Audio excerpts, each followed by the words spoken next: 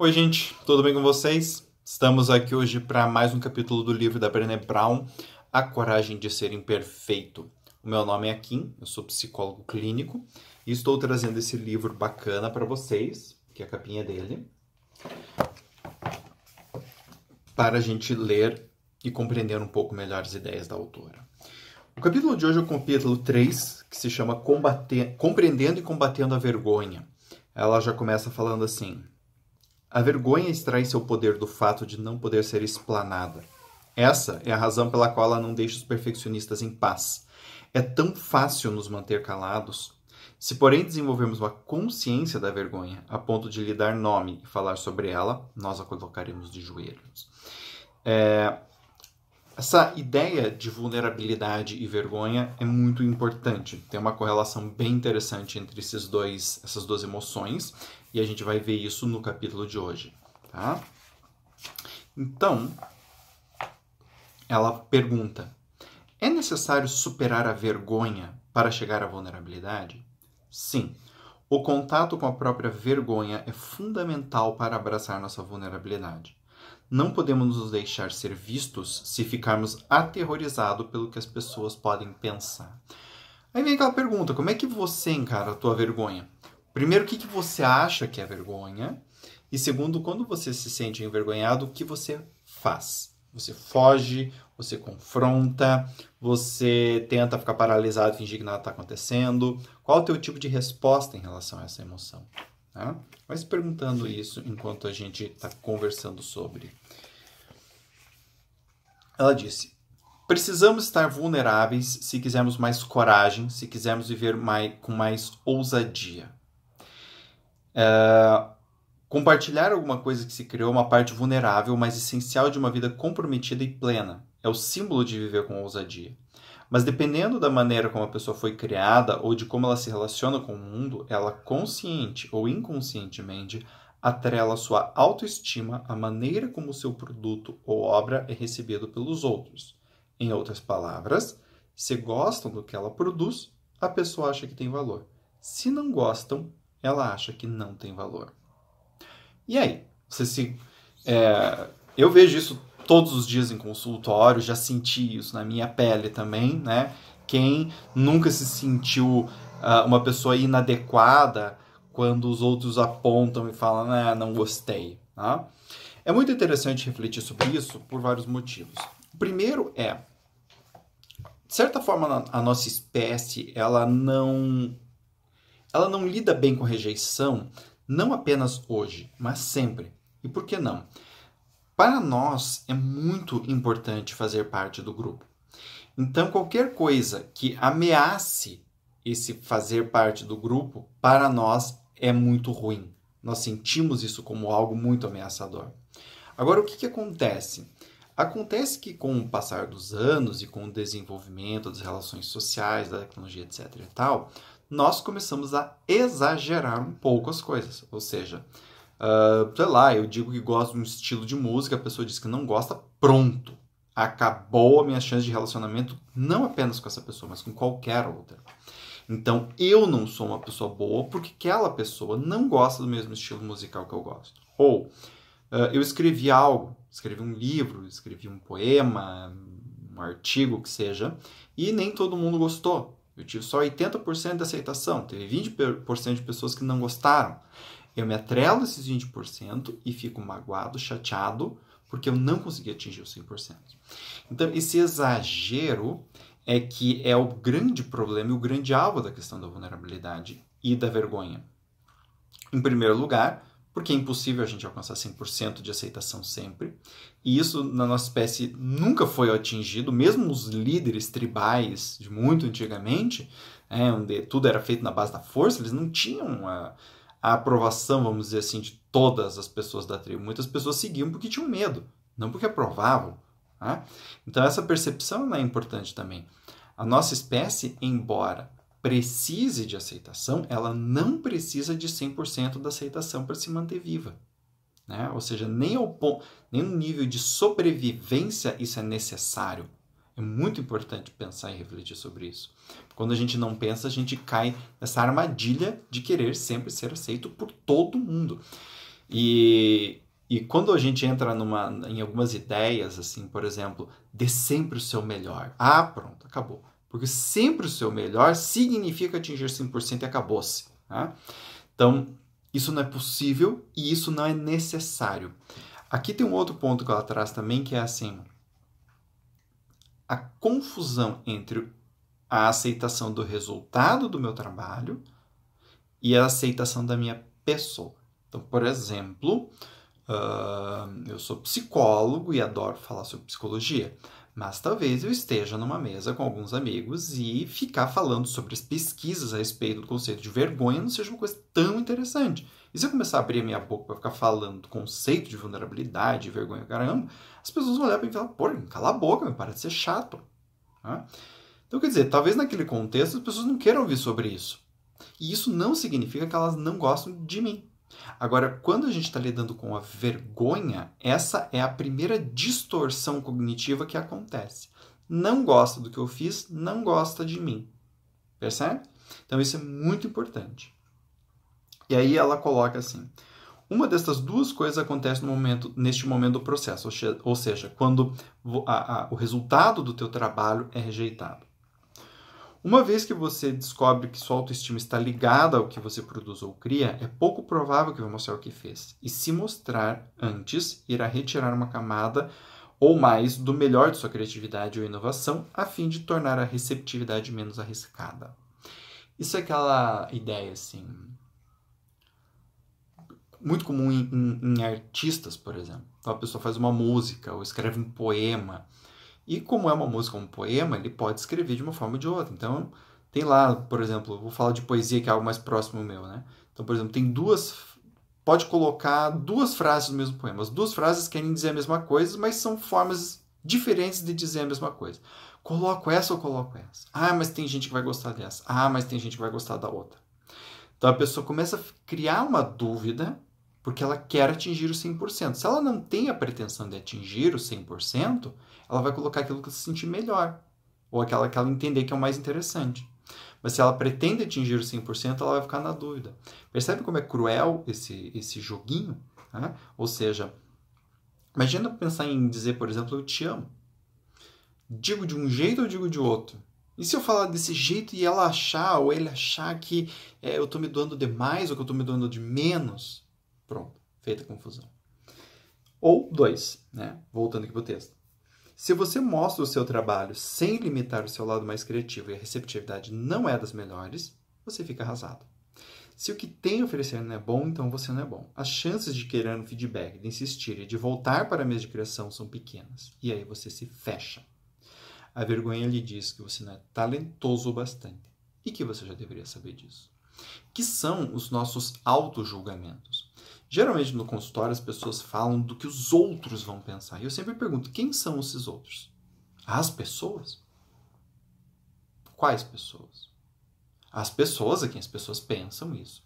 Que pessoas? Qual é o número dessas pessoas? Né? Qual a quantidade dessas pessoas? E muitas vezes, quase sempre, com raríssimas exceções, as pessoas percebem que no fundo, o número de pessoas que vai, por exemplo, rejeitar uma ideia, alguma coisa, é muito pequeno. E 2, que a grande preocupação é, na verdade, com a autocrítica que a pessoa tem e não com o que as pessoas vão pensar. Ou seja, eu projeto no outro aquilo que eu já sei sobre mim. Então, a questão da vergonha é perniciosa por causa disto.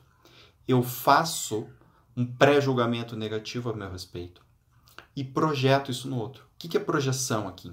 Projeção é um mecanismo de defesa na qual, ao invés de eu aceitar aquilo que eu penso, eu acho que o outro pensa aquilo. Então, eu não preciso me comprometer com aquele pensamento, é o outro que pensa. E aí, quando o outro, invariavelmente, fala algo que pode parecer próximo daquilo que eu mesmo penso, eu falo, viu? O outro está me rejeitando.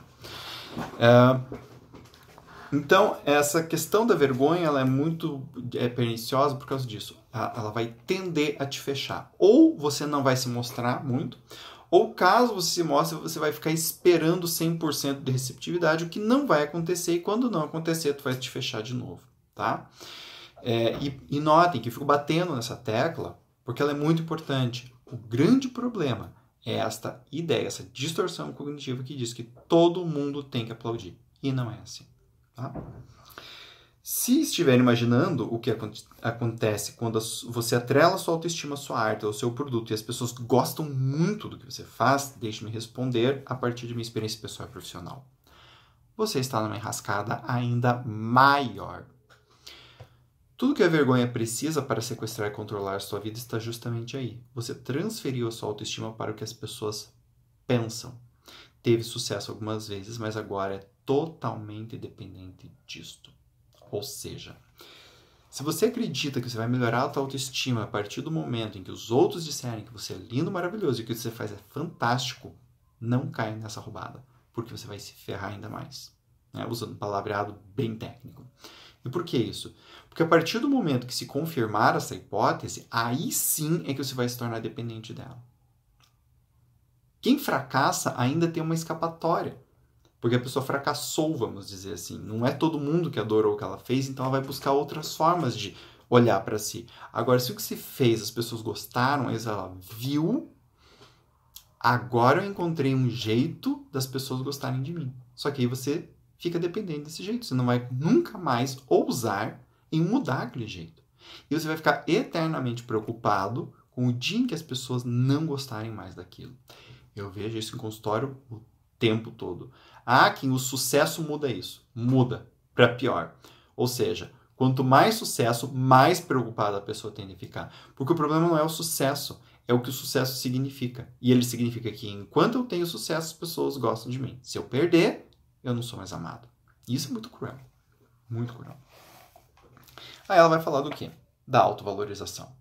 A autovalorização nos inspira a ser vulneráveis, a compartilhar sem medo e a perseverar. Por outro lado, a vergonha nos mantém atrofiados, tímidos e medrosos. Nas sociedades com tendência à vergonha, em que pais, líderes, administradores, consciente ou inconscientemente, estimulam as pessoas a vincularem a sua autovalorização ao que elas produzem ou à posição que ocupam, observa-se muito mais isolamento, culpa, maledicência, estagnação, favoritismo e uma total escassez de criatividade e renovação. Tá? E isso é muito comum mesmo. Tá? Aqui ela fala, a receita para o fracasso é, se a vergonha se transforma em medo, o medo conduz à aversão ao risco e a aversão ao risco aniquila a inovação. Que ela está falando de instituições e tudo mais. Então você veja, se a partir do momento que eu tenho vergonha e eu fico preso no medo, e o medo, a minha resposta ao medo é não arriscar, e toda inovação precisa de um arriscar, porque nenhuma inovação é certa, ou seja, criar, ousar, tentar buscar a vida é sempre um jogo de risco. Por isso que não tem como a gente atingir 100%. Nunca. Tá? Se você atingir 100%, você é uma pessoa muito sortuda. Né? Um estudo de caso. Mas o fato é que até agora não apareceu ninguém desse jeito na face da Terra. Tá? Então, se o medo conduz à aversão do risco, a aversão ao risco aniquila a inovação. Pensando em termos chulos, né? É que nem uma paquera. A pessoa vai lá, paquera uma pessoa, leva um fora. Levou o fora, fica com medo de levar o próximo fora. A resposta dessa pessoa ao medo é não se arriscar mais. Bom, se eu não me arriscar, eu não levo um fora. Bom, se eu não arriscar, eu não levo um fora. Mas eu também não fico mais. E também não fico mais com ninguém. Então, ou não tento outras formas de abordar a pessoa ou outra pessoa. Então, é muito importante perceber esse joguinho, né? Porque é um ciclo vicioso. A pessoa nunca mais sai disso. E aí a tendência dela é se especializar na fuga e na evitação. Quanto mais coisas ela esquiva, mais ela se retrai, mais isolada ela fica. E esse isolamento, obviamente, só vai reforçar a vergonha. Tá? Entender nossos mecanismos de vergonha ou a fala crítica dos gremlins é fundamental para vencê-la. Isso porque nem sempre podemos culpar outra pessoa. Meu amigo e colega Robert Hilliker costuma dizer: a vergonha sempre começa com uma experiência entre duas pessoas, mas quando fiquei mais velho, aprendi a passar vergonha completamente sozinho. Eu adorei essa frase porque é bem isso, né? A gente aprende, o pai, a mãe, pessoas importantes nos dizem, que vergonha isso, e depois de um tempo você não precisa mais de ninguém te dizendo nada, porque você já se envergonha por você mesmo, né? E a vergonha se torna uma coisa tão forte que hoje em dia a gente tem aquela expressão vergonha alheia, né? Ou seja, você não tem nada a ver com a situação, mas você já sente vergonha pelo outro. Então, quando ela fala dos gremlins, são aquelas vozinhas na nossa cabeça que ficam falando, viu? Ah, você não vai fazer isso, e o que vai acontecer, e o que os outros vão pensar. Então, todas essas vozezinhas são os tais dos gremlins. Tá? Aí, o que é vergonha? E por que é tão difícil falar sobre ela? Então, ela vai falar sobre algo assim. Costumo começar todas as palestras e todos os textos sobre a vergonha com as 3 primeiras coisas que as pessoas precisam saber sobre o assunto. 1. Todos nós a sentimos. A vergonha é universal e constitui um dos sentimentos humanos mais primitivos. As pessoas que não experimentam esses sentimentos são carentes de empatia e não sabem se relacionar. Ou seja, a vergonha não é ruim do mal, acabem com a vergonha. Ela faz parte. O grande problema da vergonha é a nossa reação a ela e o quão generalizada ela fica no nosso comportamento. 2. Todos temos medo de falar sobre isso. 3. Quanto menos falarmos sobre isso, mais controle ela tem na nossa vida. E é simples e claro assim.